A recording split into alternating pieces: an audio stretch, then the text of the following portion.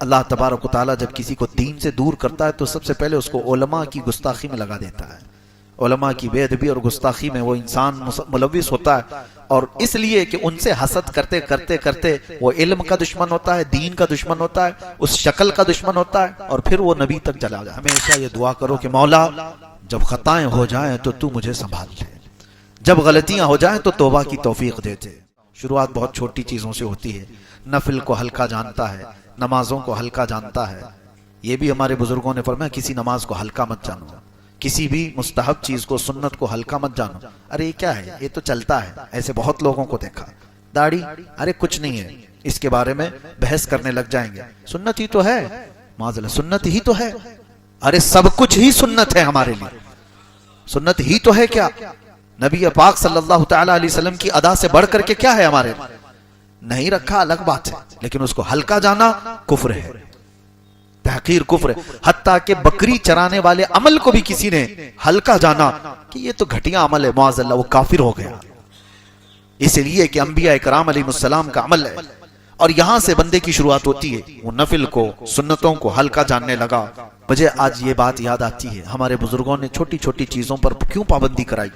سنیوں کو دیکھو بغیر ٹوپی کے نماز نہیں پڑھتے، حالانکہ فرض اور واجب نہیں ہے. کیوں رکھا جاتا ہے؟ اس لیے کہ تم عام حالت کو، نماز کی حالت کو ایک طرح مت سمجھو، تمہارے دل میں نماز کا ہلکا پن نہ آئے. کیوں یہ سب چیزیں رکھی گئیں؟ قرآن پاک کو آپ جس طرح سے، یہ کتاب ہے، یہ ورق ہے.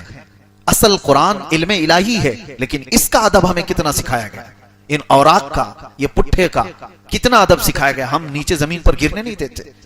وجہ کیا ہے؟ تم اس کو عام کتاب ہی سمجھتے رہو. ہے تو یہ کتاب، ہے تو یہ ورق، یہ چھپا ہوا ایسی ہے جیسے دوسری کتابیں چھپی ہوئی پرنٹ ہے. اصل قرآن وہ علم الہی ہے، وہ فنا نہیں ہوگا. یہ تو اوراق والا کتاب، یہ جو ہے یہ تو فنا ہو جائے گی. یہ اوراق جو ہیں یہ تو ختم ہو جائیں گے. بوسیدہ ہو گئے، آپ دفن کر دیے، آپ پانی میں ڈال دیے، کچھ بھی کر دیے، بوسیدہ ہو سکتے ہیں. لیکن علم الہی جو کلام الہی ہے وہ فنا نہیں ہوگا. لیکن اس کے باوجود ان اوراق پر موجود کتاب کا بھی ہمیں ادب سکھایا گیا.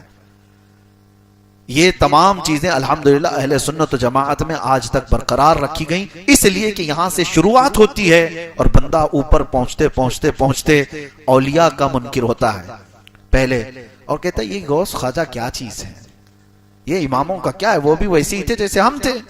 وہاں تک بات کرتے کرتے معاذ اللہ پھر وہ رسول تک پہنچتا ہے، رسول اللہ صلی اللہ تعالی، اور اس کے بعد پھر وہ یہ کہتا ہے وہ خدا ہی غلط تھا جو محمد کو پیدا کیا.